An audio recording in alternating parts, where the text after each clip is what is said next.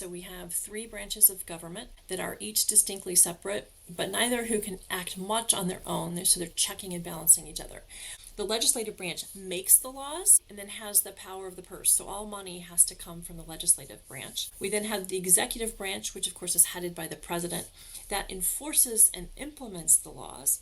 So once a law passes Congress, is signed by the president, the executive branch has to figure out how to carry it out and write the regulations based on those laws. And then off the side, we have the judicial branch, which is interpreting the laws. The judicial branch is going to determine if someone's violating a law. They're going to determine if a law or a particular practice is unconstitutional.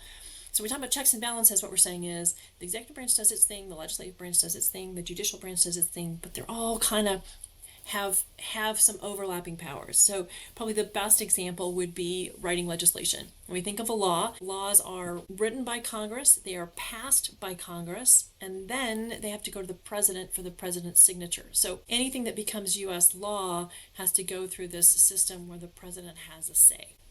Courts then have a check as well, a check and balance on a law. If a law is unconstitutional, the Supreme Court can say that's unconstitutional, and then the law is nullified. So there's kind of this push and pull that we have with checks and balances.